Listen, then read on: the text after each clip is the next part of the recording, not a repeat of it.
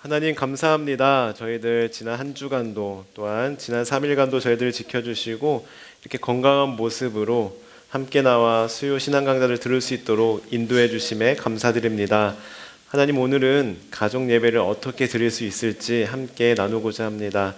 저희들 오늘 함께 강의를 통해서 가족 예배를 소중히 여기게 도와주시고 가족 예배 드리는 데까지 나아갈 수 있도록 우리에게 믿음을 주시고 또한 주님께서 친히 인도하여 주옵소서. 우리 모두의 가정을 주님께 올려드립니다. 하나님을 주인으로 모시고 살아가는 복된 가정들 될 수 있도록 은혜를 더하여 주옵소서. 감사드리며 예수님의 이름으로 기도합니다. 아멘. 네, 오늘은 이제 지난주가 우리 가정 예배가 왜 중요한지 같이 배웠다면 오늘은 가정 예배를 어떻게 드릴 수 있을지 배우기 전에 복습도 해야겠죠. 네. 이제는 거의 다 기억하실 것 같아요. 우리 계속 복습을 하기 때문에 예배란 무엇이라고 했죠? 하나님의 계시와 은혜에 대한 인간의 확실히 매주 목소리가 커지고 있습니다. 네.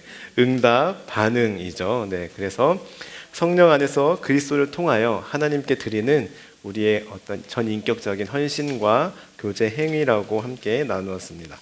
예배의 사중 구조도 있었죠. 첫 번째로는 부름과 응답, 그리고 말씀의 선포, 그리고 감사, 그리고 파송이 있었습니다. 그래서 하나님께서 백성을 부르시고 또 오늘날 우리에게 현재적으로 말씀해 주시고, 그리고 우리는 그 은혜에 대한 감사의 응답으로 예배를 드리면서 또 다시 세상 속으로 보내짐을 받는다라고 함께 나누었었습니다.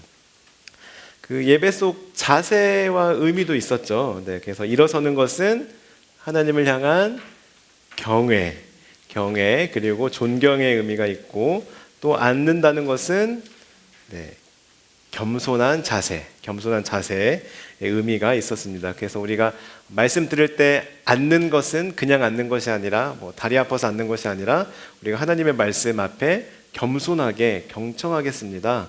순종하겠습니다. 그런 의미가 담겨져 있다라고 했습니다.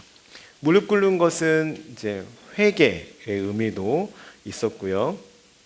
그리고 파송 시에 일어나는 것, 이것은 바로 우리가 다시 한번 결단하는 그런 시간으로, 그런 마음을 담아서 일어서서 우리가 결단의 찬양 부르고 그 다음에 축도를 일어서서 우리가 받죠. 예배의 종류에 대해서도 함께 배웠었는데요. 주일 예배는 바로 매 주일이 작은 부활절이다 라고 같이 나누었었고, 새벽 예배는 하루의 시작을 하나님께 맡기는 그런 예배이고, 수요 예배는 신앙의 주간 리듬을 유지하고 영적인 재충전의 시간으로 우리가 수요 예배를 드리고 있습니다. 금요 철야 기도에는 성령의 임재와 능력을 간구하는 집중 기도 시간이다 라고 같이 나누었었고요.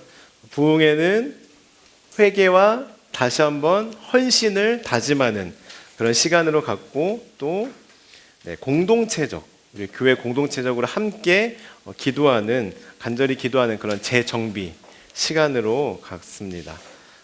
사경에는 성경을 좀 더 체계적으로 깊이 있게 공부하는 그런 집회이죠. 그래서 부흥회가 체험 중심이라면 사경에는 바로 말씀 중심이다라고 함께 나누었었습니다. 우리 지난주 복습해 볼까요? 가정 예배의 정의와 목적. 가정 예배는 오늘 하루 하나님께서 우리 가정에 주신 은혜에 맞습니다. 반응하는 것, 응답하는 것이고요. 그래서 오늘 하루 우리 가정에 주신 하나님의 은혜를 같이 고백하는 그 시간이 바로 가정 예배라고 할 수 있고요. 가정 예배를 우리가 왜 드리는지, 바로 하나님 중심의 가정을 세우기 위해서 우리는 가정 예배를 드립니다. 그러니까 가정 예배는 우리 가정의 주인이 바로 하나님이심을 고백하는 시간이고요. 두 번째로는 자녀에게 신앙을 전수하는 아주 좋은 기회라고 할 수 있습니다. 그래서 우리가 자녀에게 계속 교회 가라, 예배 드려라 아무리 100마디 하는 것보다 먼저 함께 가정 예배를 드리는 게 훨씬 더 효과적이고요. 세 번째로는 가정 안에서의 사랑과 소통의 시간으로 갔습니다. 그래서 우리가 이제 바쁘더라도 잠깐이라도 모여서 함께 하나님의 은혜와 감사를 돌아보면서 서로 가정이 하나 되는, 그리고 소통하는 그런 시간이고요. 그리고 매일의 삶을 하나님과 연결하는 그런 시간이라고 할 수 있습니다. 가정 예배를 그러면 드리면 무엇이 좋은가? 가정 예배 왜 드려야 되나? 다시 한번 보면 신학의 뿌리가 깊어집니다. 그리고 가정 예배를 드리면 자녀가 하나님의 사람으로 성장하게 되고요. 가정 예배를 드리면 가정에 화목과 회복이 일어납니다. 그리고 가정 예배를 드리면 자녀가 부모를 공경하게 되고요. 그리고 위기의 순간에도 중심을 잃지 않습니다. 그래서 우리는 이렇게 가정 예배를 드려야 하는데 도대체 어떻게 드려야 되는지, 어떻게 시작해야 되는지 이제 오늘 함께 강의를 통해 나눌 텐데요. 오늘 제가 소개해드리는 거는 이제 가족 구성원에 따른 방법론을 다양하게 제가 안내해 드릴 거예요. 여기서 제가 이제 설명하는 이 가정 형태는 각자에게 다 100% 적용할 수는 없어요. 그래서 일단 참고하면서 이렇게도 드릴 수 있구나, 이렇게도 드릴 수 있구나 참고하면서 우리 가정의 상황에 맞게끔 적용하시면 됩니다. 자, 그렇다면 먼저 이제 가정 예배 어떻게 드리는지 들어가기 전에 가정 예배의 공통 원칙이 있어요. 그것은 바로 첫 번째로는 뭘까요? 바로 정기성입니다.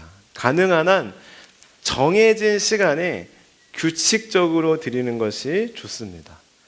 그러니까 상황에 따라서 계속 바뀌면 안 돼요. 오늘은 아침에 드렸다가 내일은 저녁에 드렸다가 우리 시간 나면 드리자, 이게 아니라 오늘 우리 가족이 저녁에 가정 예배 드리기로 딱 결정을 했으면 정기적으로 그 저녁에 꼭 예배를 드리고요.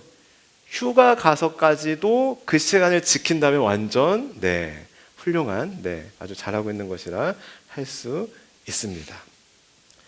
그리고요, 가정 예배는 단순해야 됩니다. 짧고 간단하되 진심을 담아서 드려야 돼요. 왜냐하면요, 가정 예배가 길고 지루하면 안 드리게 돼요. 그래서 짧지만 간단하지만 진심을 담아서 예배를 드려야 합니다. 세 번째로는 모든 구성원, 가족 모두가 적극적으로 함께 참여하는 것이 좋습니다. 그러니까 정말 부득이하게 가족 중에 누구 한 명이 출장을 갔다거나 이런 경우가 아니라면 늦게 오더라도 같이 함께 예배를 드리는 게 좀 좋고요. 그리고 하나님 중심의 가정 예배를 드려야 합니다. 이제 가정 예배를 드리다 보면 나중에 이제 가족 회의로 바뀔 수가 있어요. 근데 우리는 이제 예배를 드리는 거지 가족 회의를 하는 것이 아니기 때문에 항상 하나님 중심으로 예배를 드린다, 이것을 늘 마음속에 간직하면서 가정 예배를 드리셔야 되고요. 먼저 첫 번째로 그러면 부부끼리 어떻게 가정 예배를 드려야 하는가. 하루 중에 부부끼리는 언제 가정 예배를 드리는 것이 좋을까요? 가장 여유로운 시간입니다. 그러니까 부부가 드리는 예배는요, 아침이든 저녁이든 상관없어요. 만약에 이제 잠들기 전에 가정 예배를 부부가 드리면 이제 하루를 돌아보면서 서로 대화하는 시간으로 삼을 수 있고요. 반대로 아침에 드린다, 이거는 하루의 시작을 우리가 서로를 기도하며 응원하며 시작하기 때문에 행복한 하루를 보낼 수 있기 때문에 아침이든 저녁이든 상관없습니다.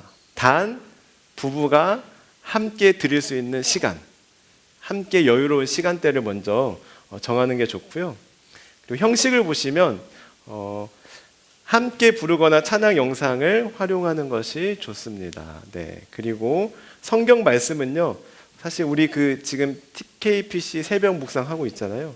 그 묵상 영상을 이 시간에 같이 보셔도 좋아요. 아니면 성경 순서대로 부부가 같이 읽어도 좋고요. 그래서 중요한 거는 꼭 누구 한 명이 설교를 해야 된다, 이런 부담은 이제 안 가지셔도 된다라는 거죠. 그래서 같이 말씀을 읽으셔도 되고 같이 말씀을 들으셔도 됩니다. 그리고 서로를 위해 기도하고 자녀를 위해 기도하는데요. 이때 좀 약간 남사스럽게 꼭 손 잡고 기도 안 하셔도 돼요. 네, 너무 어색하다 하면 부부가 꼭 손을 잡고 기도를 안 하셔도 되고요. 대신 서로의 기도 제목을 솔직하게 나눠주시는 것이 좋습니다. 왜냐하면 말씀 안에서 부부관계도 좋아지고요. 그리고 이제 함께 기도할 때 뭔가 어색하다 하면 찬양을 틀어놓고 함께 기도하는 것도 좋습니다. 아니면 오늘은 남편이 기도했다면 내일은 아내가 대표로 기도하고 이렇게 순서를 번갈아 가면서 같이 기도하시는 것도 좋고요. 제일 중요한 거는요, 자녀가 만약에 출타했는데 자녀가 오랜만에 왔어요. 그러면 그럴 때 부모님이 가정 예배 드리는 모습을 보여주시는 것도 좋아요. 그리고 아니면 가정 예배를 부부가 드린 다음에 자녀에게 전화하셔가지고 방금 너네 아빠랑 같이 예배 드렸다, 방금 너네 위해서 기도했다 라고 이야기해 주시는 게 좋아요. 왜냐하면 자녀들은요, 부모님이 행복하게 사는 모습을 보면서 행복을 느껴요. 우리 부모님이 자녀를 볼 때 자녀가 이렇게 행복하게 살았으면 좋겠잖아요. 반대로 자녀도 부모가 행복하게 사는 모습을 보면서 행복을 느껴요. 아무리 부모가 자녀에게 좋은 것을 주고 사주고 해도 부모가 매일 싸우면요, 자녀는 행복해하지 않아요. 그런데 꼭 대단한 걸 사주지 않더라도 정말 부모님이 서로 위해서 기도하고 가정 예배 드리면서 그렇게 오순도순 행복하게 사는 모습을 보여주면 자녀도요, 행복하고요, 부모님을 공경하게 됩니다. 그래서 꼭 가정 예배에 드린 티를 자녀에게 꼭 내주셔야 돼요. 그리고 부부 기도 노트를 활용하는 것도 좋은 것 같아요. 그러니까 노트를 하나 마련하셔가지고 서로 부부의 기도 제목을 적어보는 거예요. 그리고 날짜도 적고요. 그래서 만약 기도 응답이 됐다 그러면 기도 응답된 거 표시하고, 그게 이제 나중에 봤을 때 우리 가정에 예전에 이런 일도 있었지 하면서 같이 은혜를 더 나누게 되고요. 또 자녀에게 유산으로 물려줄 수도 있습니다. 이렇게 부부끼리 드리는 가정 예배 이렇게 드리시면 좋을 것 같고요.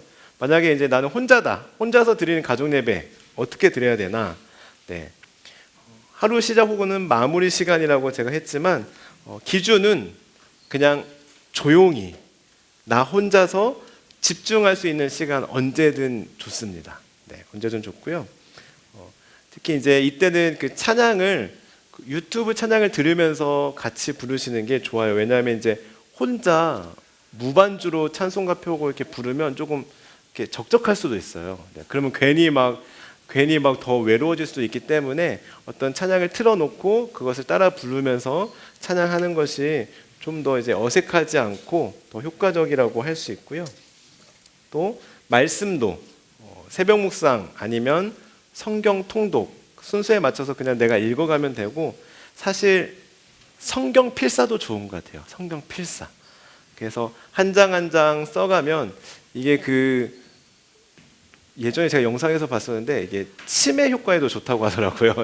그래서 매일매일 성경을 쓰면 이 소근육 발달에도 훨씬 좋고요. 그래서 성경 필사를 하는 것도 추천을 드립니다. 그리고 기도할 때도 찬양을 틀어놓고 기도하면 더 효과적일 것 같아요. 단 지금 나는 하나님과 대화한다라는 것을 기억하시면서 이제 기도하시면 좋고요. 혼자서 가정 예배 드리시는 분은 마찬가지로 기도 일기를 쓰는 것도 좋은 효과적인 방법이라고 생각합니다.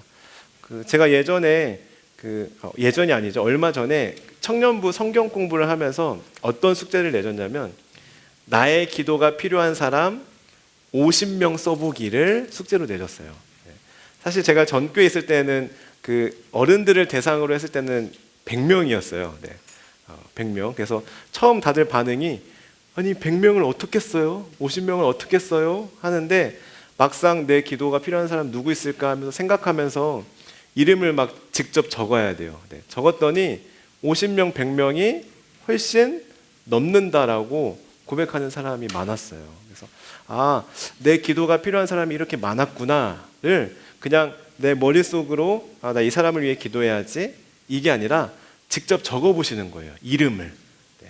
그래서 그 이름을 보면서 매일매일 그 이름을 불러가면서 기도하면 너무 좋을 것 같습니다. 그래서 한번 내 기도가 필요한 사람 누가 있을까 한번 뭐 50명이든 100명이든 한번 적어 보시고 그거를 매일매일 이름을 보면서 기도하시면 좋을 것 같습니다.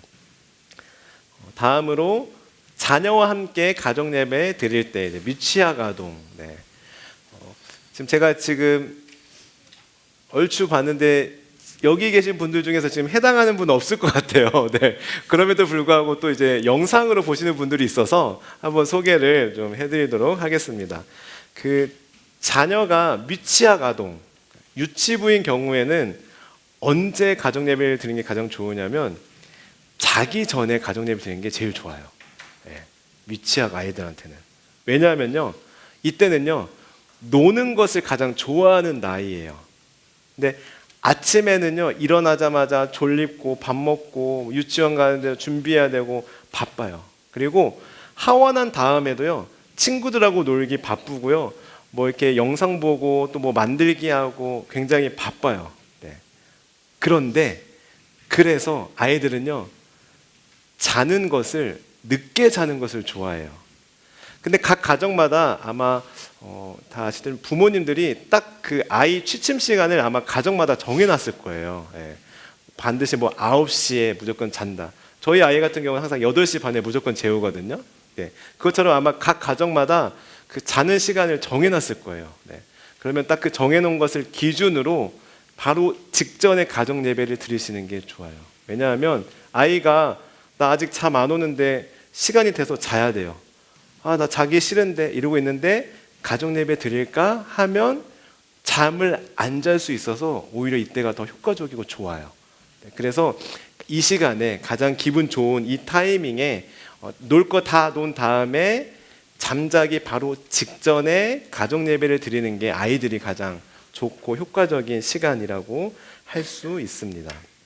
네, 그리고 형식은요, 일단 아이들은요 율동 찬양을 같이 듣는 게 좋을 것 같아요. 부모님이 일방적으로 찬양을 고르면 아이가 싫어해요. 특히 이 시기에는요 자기 주장, 자기 고집이 강해지는 시기예요. 네. 그렇기 때문에 엄마 아빠가 딱 찬양을 골라서 이거 같이 부를 거야, 이거 들어, 이렇게 하면 안 하려고 해요. 예배를 그러면 싫어하게 돼요. 네. 저희 아이도 지금 6살인데 누구 닮았는지 고집이 굉장히 세요. 네, 아마 저 닮았겠죠. 네, 그래서 네, 자기 하고 싶은 그 주장이 있어요. 자기가 부르고 싶은 찬양이 있고 듣고 싶은 찬양이 있어요. 그걸 틀어달라고 해요. 네, 그래서 그거를 이제 아이에게 먼저 물어봐서 같이 듣는 게 좋고요. 네, 죄송합니다. 그리고 네, 말씀은 어린이 성경 동화책이나 아니면 그림 성경 활용. 사실 유튜브 보면 제가 이제 여기 유튜브 영상을 나와 있는데 유튜브 영상을 보여주는 것도 좋지만 이 시기에는 차라리 성경 동화책을 부모님이 직접 읽어주시는 게 좋아요. 왜냐하면 이 유치부, 그러니까 취학하기 전에 미취학까지는요 부모님하고 대화하고 부모님의 목소리를 계속해서 들려주는 게 아이의 그런 그 정서적으로 안정감에 좋다라고 해요. 그래서 특히 아버지가 성경 동화책 읽어주는 게 좋대요. 네, 왜냐하면 어머니하고는 평소에 많은 교류가 있지만 아빠하고는 사실 대부분의 가정이 큰 교류가 많이 없잖아요. 그래서 아버지가 성경 동화책을 읽어주는 게 이 아이한테 정서적 발달에도 훨씬 좋대요. 네. 그래서 우리 그 유대인들도 그 항상 아무리 바쁘더라도 아버지가 자녀와 성경 공부하는 시간을 매일 갖는다라고 하잖아요. 그래서 아버지가 직접 목소리로 읽어주는 게 좋고요. 만약에 이때 아이가 질문을 한다. 이건 무슨 내용이야? 이게 뭐야? 라고 물어봤을 때 혹시나 내가 잘 모르는 거다라고 하면 당황하지 마시고 지난주에 제가 알려드린 대로 글쎄 아빠도 잘 모르겠는데 아빠가 한번 교회 전도사님이나 목사님한테 물어보고 다시 알려줄게 라고 이야기해 주시면 돼요. 이때 중요한 것은 무조건 호응해 주시고 칭찬해 주셔야 돼요. 네. 어떻게 그런 궁금증이 생겼어? 어떻게 그런 질문을 하게 됐어? 정말 대단하다 라고 한번 반응을 해주셔야지, 그게 뭐가 중요해? 하면서 막, 그리고 지금 이게 그거랑 무슨 상관이야? 막 이러면 이제 아이는 상처받아서 이제 가정예배 드리기 싫어해요. 그렇기 때문에 항상 어떤 질문을 하던 말씀과 상관없더라도 잘 호응해 주시고 칭찬해 주시면 좋습니다. 그리고 기도할 때는 사실 이제 미취학이기 때문에 엄마 아빠 따라서 기도할까? 라고 시작해서 엄마 아빠가 먼저 기도하고 아이가 따라서 기도할 수 있도록 그렇게 유도하는 것이 좋습니다. 그러니까 이게 잘 정착이 되면 나중에는 아이가 이번에는 내가 한번 기도해 볼게 라고 해요. 그래서 그때는 아이가 기도할 수 있도록 해야 되고요. 처음부터 너가 기도해, 오늘은 네가 기도해 이렇게 하면 아이가 부담이 돼서 가정 예배를 드리기 싫어해요. 그렇기 때문에 가정 예배가 잘 정착될 때까지는 엄마 아빠가 먼저 기도하는 것을 따라서 기도하는 형식으로 그렇게 하면 좋고요. 특히 이때 부모님이 자녀를 꼭 같이 안아주거나 머리에 손을 얹고 같이 기도하는 것이 좋습니다. 여기서 중요한 거는 길어서는 안 돼요. 같이 안고 기도하는 건 너무 좋은데 너무 길게 하면 아이가 너무 힘들어하고 지루해요. 그래서 간단하게 기도해 주시고, 또 중요한 거는 아이를 훈계하는 내용이 기도에 들어가서는 안 돼요. 같이 아이를 축복하면서 아이를 위해서 또 가정을 위해서 기도하는 거지, 하나님 우리 아이가요 TV를 많이 보는데요 TV를 조금만 보게 해주시고요, 밥도 잘 먹게 해주시고요, 부모가 하고 싶은 말을 기도를 빌려서 하시면 안 돼요. 그렇기 때문에 꼭 아이를 안고 기도해 주시되 간단하게 기도해 주시면 좋을 것 같고요. 그리고 여기서 중요한 거는 보시면 5분 내지 10분이죠. 이때는 이제 짧고 재미있게, 아이가 집중할 수 있는 시간이 미취학은 대부분 한 10분 정도라고 해요.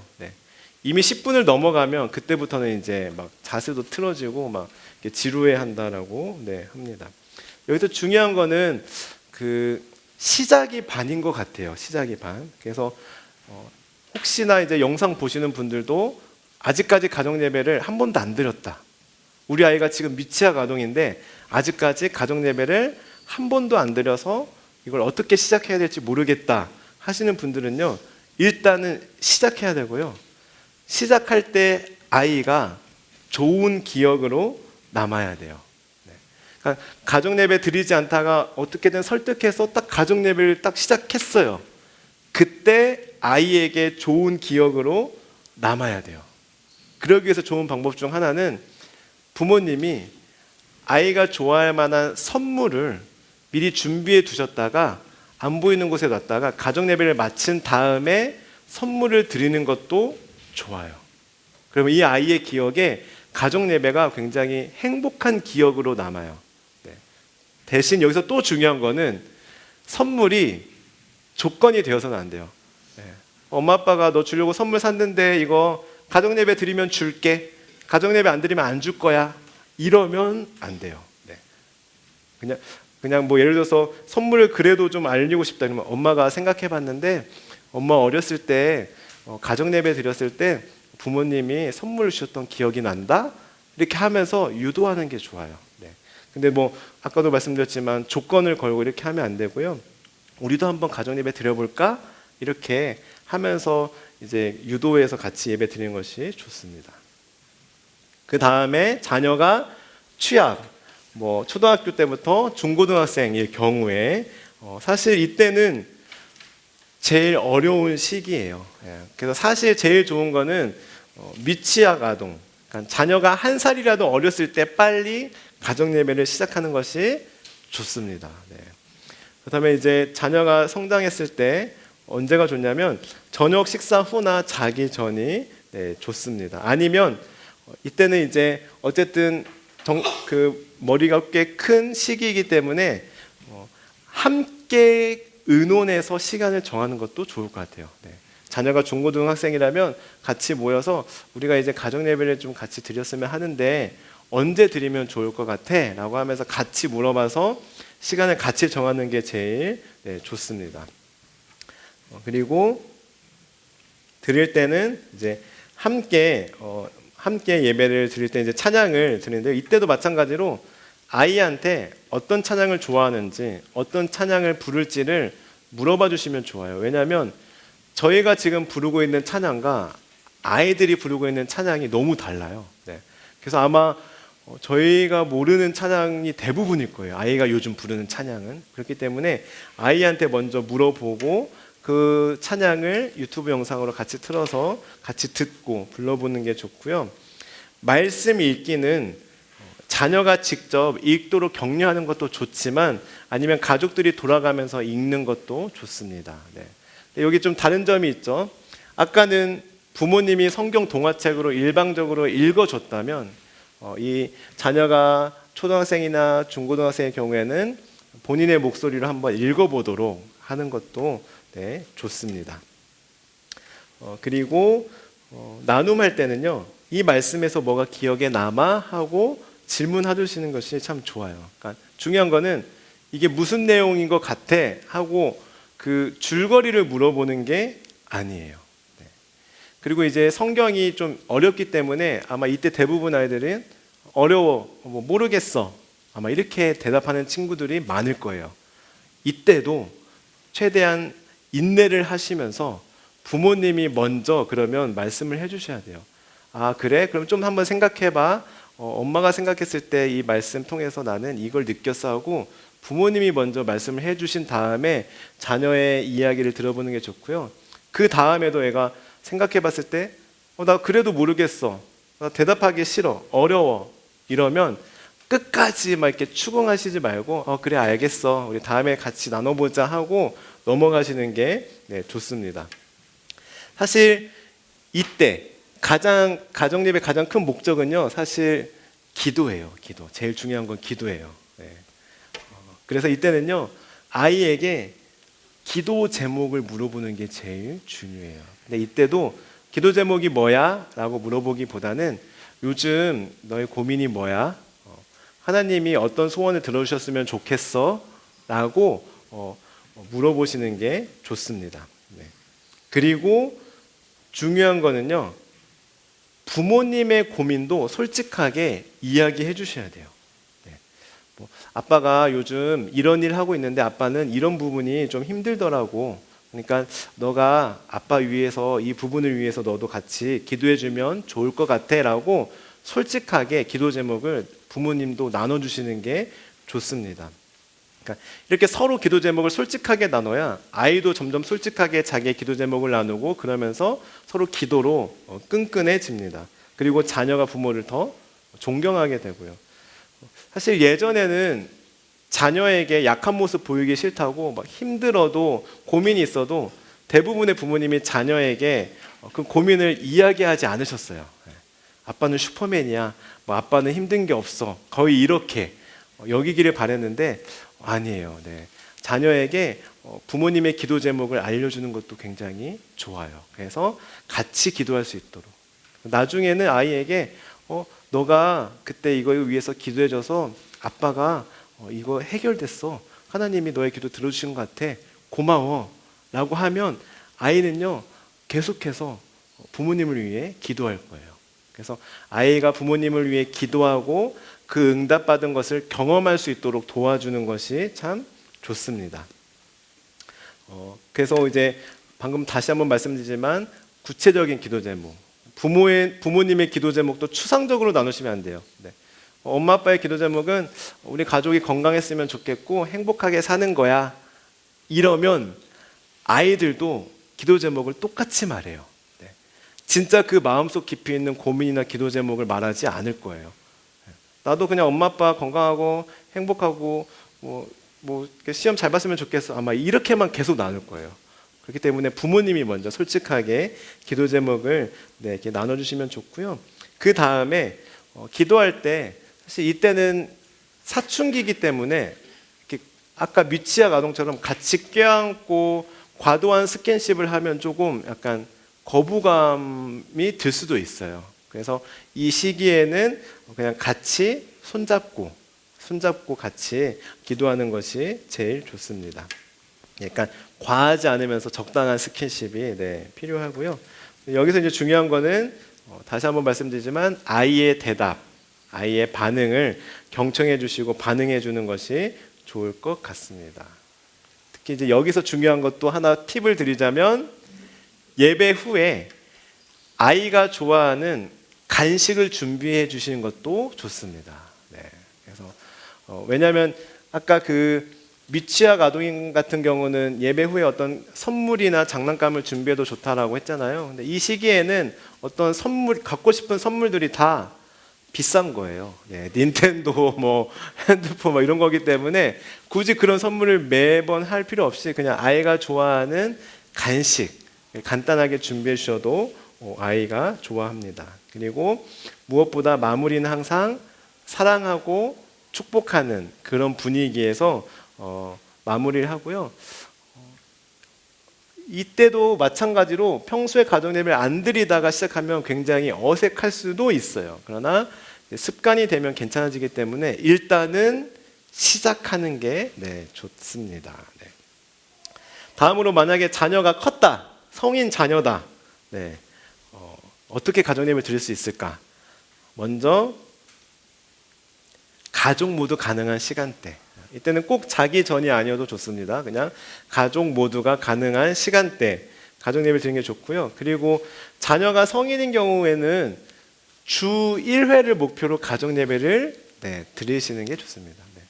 매일 자녀와 가정 예배를 드리겠다 이런 어떤 부담이나 욕심을 내려놓으셔야 돼요. 일주일에 한 번 정도 우리가 같이 예배 드린다 이렇게 생각하시면 좋고요. 그래서 만약에 나는 자녀가 컸는데 여태까지 한 번도 자녀와 예배를 드린 적이 없다. 그러면 이 자녀에게도 동기부여가 필요해요. 네. 한 번도 여태까지 가정예배 안 드렸는데 갑자기 우리 내일부터 가정예배 드리자. 가정예배 드릴 건데 어떻게 할래? 라고 했을 때 자녀가 약간 순종적인 그런 자녀라면 너무 좋겠지만 만약에 자녀가 어색해하고 왜 갑자기 안 하던 짓 해? 나 안 드릴 거야. 그래서 이럴 경우에 뭔가 동기부여가 필요해요. 네. 그럴 때 어떤 동기부여가 있냐면 제가 그 예를 들어 설명해 주면 이때에는 뭔가 약간 그 충격요법도 필요한 것 같아요. 예를 들어서 엄마가 죽기 전에 소원이 하나가 있다. 뭔데? 이러면 가정예배 한번 드려보자. 이 소원 하나 못 들어주겠니? 돈이 드는 것도 아니고 정말 엄마 죽기 전에 가정예배 한번 드려보자 하면서 시작하는 것도 좋고요. 아니면 나는 너가 용돈을 안 줘도 좋으니까 가정예배 한번 같이 드리자. 그게 나에게는 가장 큰 선물이다 라고 이야기해서 일단은 시작하는 게 중요해요. 그래서 어떻게든 한번 생각해 보시고 이 멘트는 꼭 따라하지 마시고 한번 생각해 보시고 정말 나의 자녀가 어떤 말을 들었을 때 이 아이가 같이 예배를 드릴 수 있을까 고민해 보신 다음에 같이 드리시면 좋고요. 그러려면 일단은 부모님이 먼저 가정예배에 대한 확신이 있어야 돼요. 나는 가정예배를 꼭 드려야겠다. 가정예배가 이렇게 중요하구나. 가정예배가 이렇게 좋은 거구나. 꼭 드려야지 하는 확신이 있을 때 자녀에게도 그렇게 권유할 수 있어요. 그래서 일단은 부모님의 마음이 가장 중요하다라고 할 수 있고요. 이때 찬양은 상황에 따라서 생략하셔도 돼요. 다 큰 자녀이기 때문에 찬양 부르는 것을 어색해할 수도 있어요. 찬양은 생략하셔도 좋고요. 아니면 아까도 마찬가지로 유튜브 찬양을 틀어놓고 듣거나 아니면 같이 따라 부르는 식으로 해도 좋습니다. 아니면 엄마가 요즘 좋아하는 찬양인데 엄마가 요즘 자주 부르는 찬양인데 한번 들어볼래? 하면서 그 찬양을 틀어주시는 것도 좋습니다. 그래서 저는 이제 개인적으로는 자녀가 특히 이제 성인인 자녀가 우리 부모님이 제일 좋아하는 찬양이 무엇인지 그리고 우리 부모님이 제일 좋아하는 말씀 구절은 성경 구절은 무엇인지 이 두 가지는 알고 있는 게 좋다라고 생각을 해요. 그래서 정말 내가 제일 좋아하는 찬양, 내가 제일 좋아하는 말씀을 자녀가 알고 있어서 먼 훗날 나중에 내가 하늘나라 갈 때 정말 내가 그 찬양 들으면서 그 말씀 들으면서 갈 수 있도록 이 아이가 우리 엄마는 이 찬양 좋아해, 우리 아빠는 이 말씀 제일 좋아해라고 딱 알 수 있도록 미리 같이 나누는 게 참 좋은 것 같습니다. 네. 그리고 이때 말씀은 이제 부모님이 주일 설교 들은 말씀 아니면 새벽 묵상 들은 말씀 가지고 자녀에게 간단하게 설명해 주시는 게 좋을 것 같아요. 오늘 아침에 이 말씀 들었는데 이런 내용이었어. 이거에 대해서 너는 어떻게 생각하니? 우리 삶에 어떻게 적용할 수 있을까? 같이 그렇게 한번 물어보셔도 되고요. 아니면 성경을 같이 번갈아 가면서 돌아가면서 읽고 기도하고 마치는 것도 좋은 방법이라고 할 수 있습니다. 그래서 이때는 이제 제일 중요한 거는 어쨌든 신앙에 대한 솔직한 고민을 들어주고 우리 부모님이 어떤 기도 제목을 가지고 있는지, 어떤 찬양과 어떤 말씀을 좋아하는지 정도는 알고 있을 정도로 그것을 목표로 함께 가정 예배를 드리면 좋을 것 같고요. 네. 다음으로 손주와 함께 가정 예배 드릴 때 어떻게 가정 예배를 드릴 수 있을까? 네. 이것도 우리 앞에서 살펴본 대로 사실 그 손주 연령에 맞게 하시면 되는데 인도자가 부모님에서 할아버지 할머니로 바뀔 뿐입니다. 제가 지금 설명해 드린 것은 이제 미취학 아동 손주일 경우를 기준으로 해서 한번 설명드릴게요. 먼저 이제 방문했을 때 방문한 날에 아이가 놀 거 다 놀고 지루해하고 심심해하고 있을 때 그때 가정 예배를 드리는 게 효과적이라고 할 수 있습니다. 아니면 아까 설명드린 대로 잠들기 전이 미취학 손주에게는 가장 좋은 시간대라고 할 수 있고요. 이때 찬양은 연령에 맞는 동요나 찬양, 아이에게 한번 물어보세요. 어떤 찬양 제일 좋아하고 요즘 교회에서 어떤 찬양을 부르는지, 아니면 그러니까 자녀에게, 그러니까 손주의 부모님에게 요즘 어떤 찬양 좋아하니 물어봐서 그거를 이제 유튜브 영상으로 같이 틀어서 보시면 좋을 것 같고요.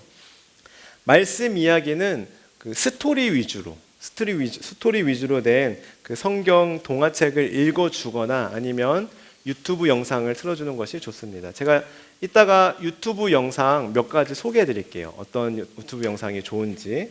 네. 그리고 질문할 때는 하나님은 어떤 분인 것 같아 하면서 아이들의 언어에 맞게, 시선에 맞게 질문해 주시고요.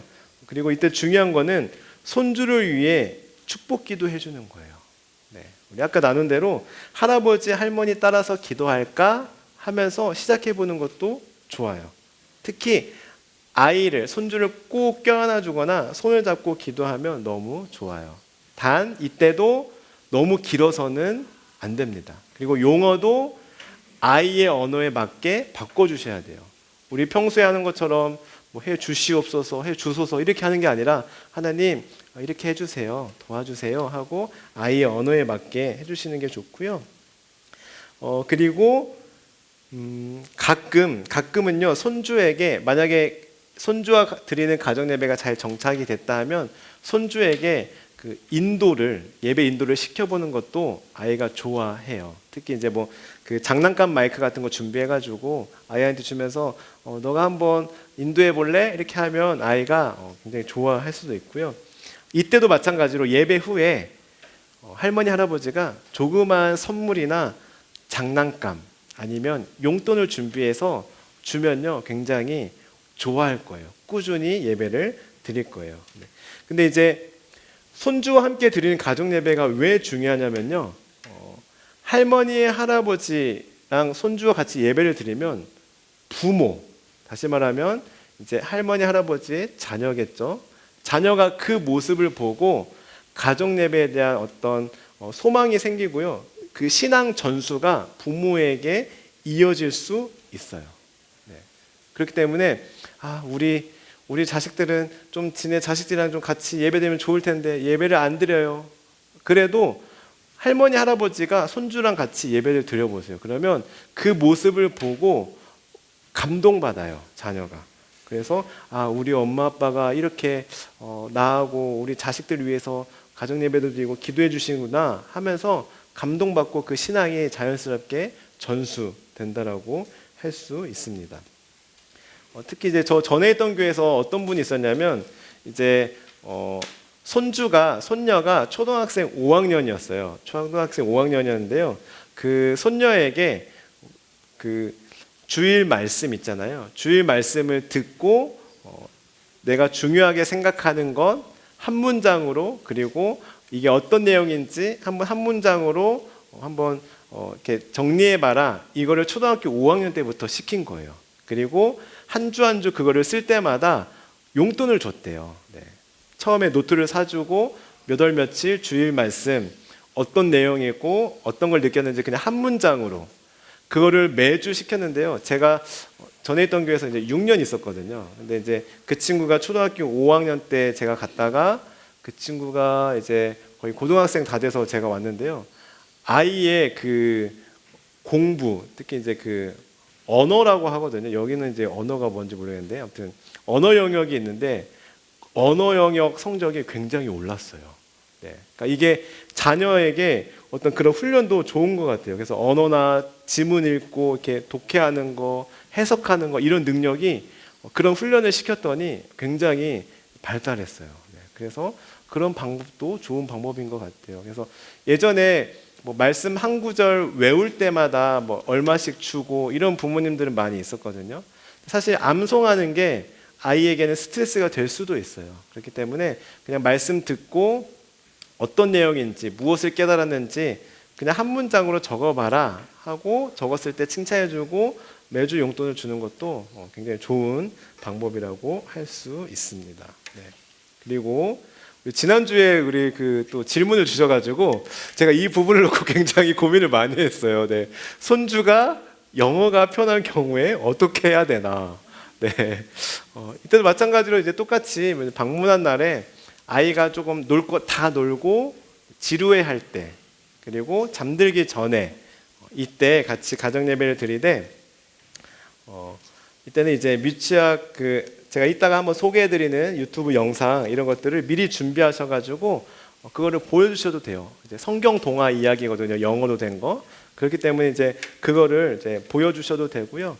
그리고 영어 성경을 직접 한번 읽어보도록 하는 것도 네, 좋을 것 같습니다. 근데 여기서 중요한 거는 강요해서는 안 돼요. 네. 한번 읽어보라니까 하면서 계속 그게 아니라 같이 읽거나 아주 간단한 영어 성경을 미리 준비했다가 아니면 아마 어플로 요즘에는 영어 성경 잘 나오거든요. 그래서 그거를 들려주셔도 네, 좋습니다. 중요한 거는 손주를 위해 축복 기도 해주시는 게 제일 중요해요. 네, 이때는 네. 대신 한국말로 하셔도 됩니다. 네. 네. 왜 한국말로 해도 되냐면요. 일단은요, 그것이 부모에게 아까도 말했지만, 그러니까 손주 말고요. 그러니까 우리 여기 계신 분들의 자녀, 네, 손주의 부모에게 좋은 동기부여가 돼요.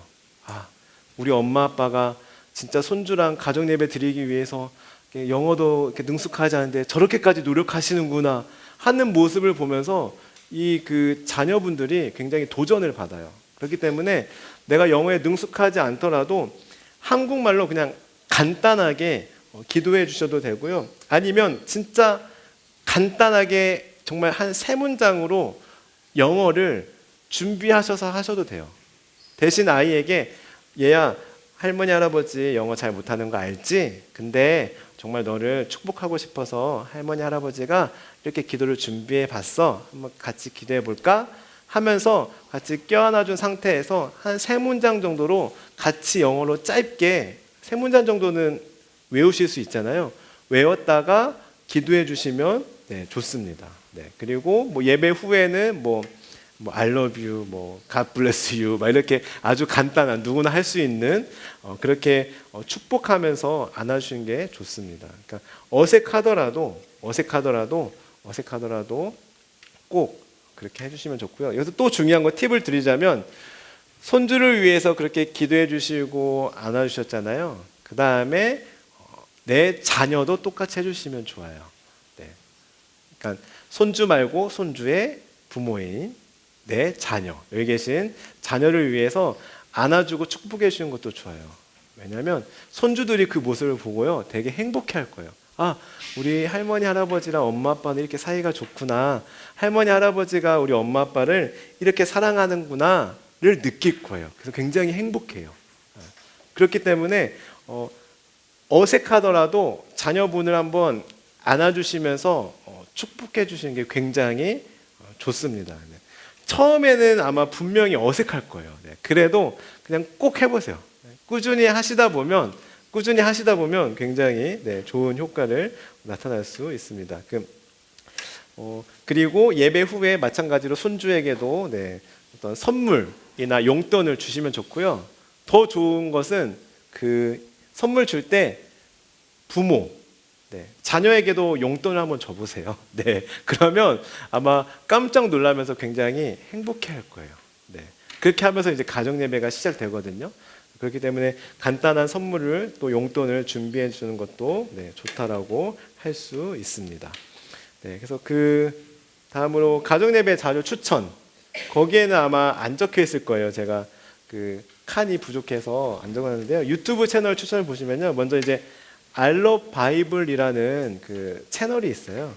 이거는 이제 CBS에서 만든 한국 성경 동화거든요. 그래서 아이들이 보기에 굉장히 좋은 그런 이거는 한국말로 된 성경 동화이고요. 특히 이제 히즈쇼가 한국에서는 제 생각에 가장 뜨고 있는 것 같아요. 네, 히즈쇼. 이거는 미취학부터 네, 취학, 그러니까 중고등부 전까지 아이들을 대상으로 하는데요. 애니메이션으로 된 어떤 만화, 성경 이야기, 그리고 찬양, 그리고 암송구정, 챈트 이런 거가 굉장히 잘 만들었어요. 네, 굉장히 잘 만들었고, 그래서 요즘 많은 교회들이 히즈쇼를 좀 많이 사용하긴 하거든요, 한국에서는. 근데 이 히즈쇼가 요즘에 영어 버전도 만들었어요. 그래가지고 히즈쇼 유튜브 쳐서 들어가 보시면 영어로 된 성경 이야기도 있고 영어로 성경 찬양도 만들어 놨어요. 그래서 보시면 굉장히 좋고요. 그리고 예꽃 클럽은 이제 예장 합동 측에서 이제 아이들을 대상으로 만들었고, 이 바이블 A4 키즈는 이거는 이제 미국 어떤 라이프 처치라는 굉장히 큰 대형 교회에서 만든 그런 유튜브 채널이에요. 그래서 이것도 이제 영어로 된 채널이기 때문에 굉장히 네, 좋을 것 같습니다. 그래서 근데 이제 중요한 게 뭐냐면 사실 중고등부 대상으로 한 유튜브 채널은 많이 없어요. 이게 지금 다 유치부나 아니면 초등학생들을 대상으로 한 유튜브 채널이거든요.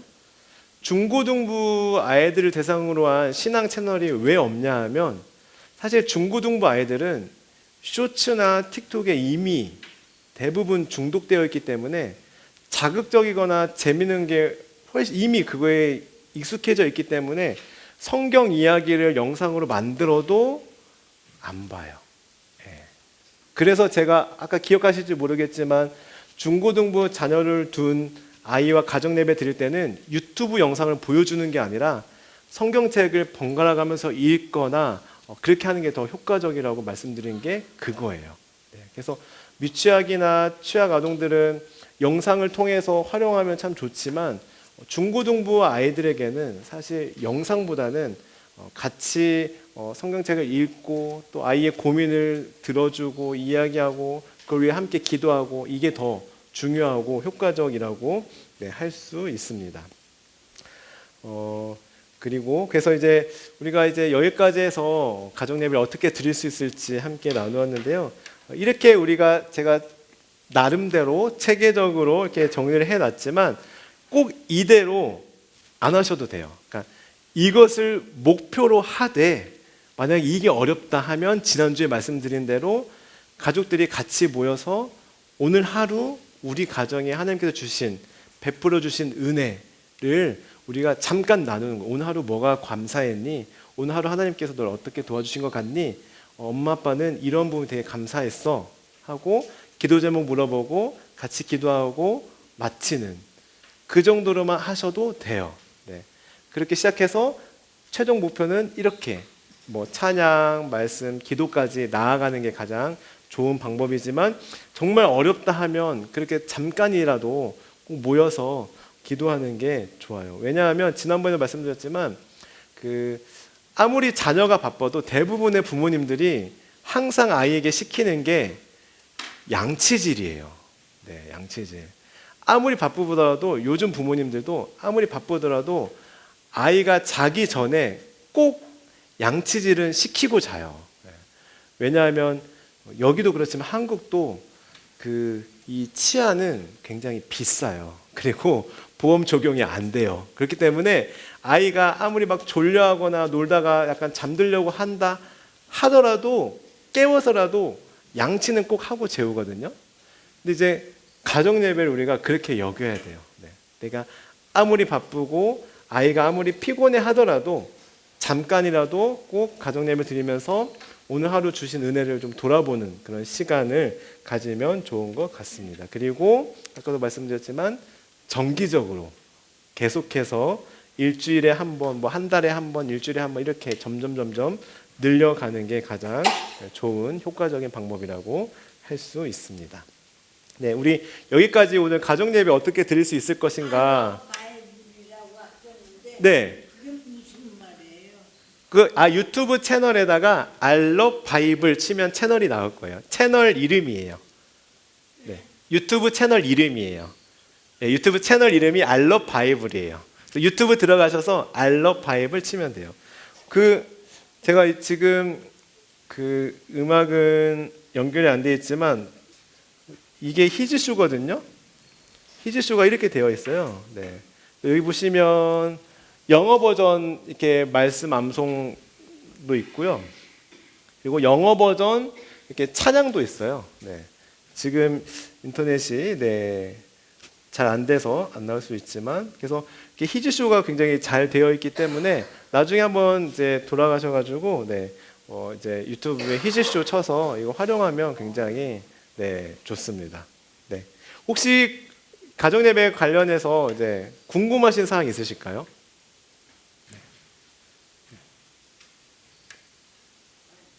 네. 네. 혹시 없으시면 제가 이제 다음 주 우리 수요 신앙 강좌 이제 3기 이제 예배 리포트 이제 종강이에요. 다음 주 벌써. 네. 그래서 다음 주는요. 우리가 그동안 우리 예배에 대해서 배웠잖아요. 그래서 이 예배의 의미를 생각하면서 물론 주일에 지금 예배를 그렇게 드리시고 계시겠지만 다음 주에는 우리가 배운 것들 다시 한번 리마인드 하면서 예배를 그런 마음으로 실제로 드려보는 시간으로 갖고자 해요. 그래서 다음 주에는 본당에서 우리가 같이 예배를 드리면서 마무리할 거고요. 그래서 다음 주에는 각 순서의 의미와 자세를 다시 한번 떠올리면서 다음 주에는 예배를 드리도록 하겠습니다. 우리 예배 반주자도 다 섭외되어 있기 때문에 다음 주에는 기대하는 마음으로 오셔서 같이 예배에 참여하시면 좋을 것 같습니다. 그래서 다음 주에는 본당에서 한다는 거 꼭 기억해 주셨으면 좋겠습니다. 네. 그러면 질문이 혹시 없으시면 제가 기도하고 마치겠습니다. 하나님 감사합니다. 저희들을 사랑해 주셔서 가정이라는 선물을 저희들에게 허락해 주심에 감사합니다. 또한 귀한 자녀들과 귀한 손주들을 우리에게 보내주셔서 감사합니다. 하나님 우리 귀한 자녀들 손주들을 믿음으로 잘 양육할 수 있도록 하나님 오늘 우리가 배운 것들 우리가 잘 적용할 수 있도록 하나님께서 친히 인도하여 주옵소서. 그래서 우리와 우리의 자녀와 우리 손주들이 가정 예배 드리기 힘쓰게 도와주시고 그 가정 예배를 통하여 하나님께서 우리 가정의 주인 되어 주시고 우리 가정에 날마다 베풀어 주신 은혜에 늘 감사하며 살아갈 수 있는 우리 자녀들, 우리 손주들 될 수 있도록 은혜 위에 은혜를 더하여 주옵소서. 하나님 저희들 배운 것들 그냥 아는 것에 그치지 않게 도와주시고 또한 깨닫는 것에 그치지 않게 도와주시고 직접 가정 예배를 드리면서 실천해 볼 수 있도록 우리에게 믿음과 결단력을 허락하여 주옵소서. 남은 한 주간도 하나님께서 지켜주시고 하나님의 은혜 가운데 살아갈 수 있도록 인도해 주실 줄 믿사오며 예수님의 이름으로 기도드립니다. 아멘. 네, 수고하셨습니다. 감사합니다. 고맙습니다.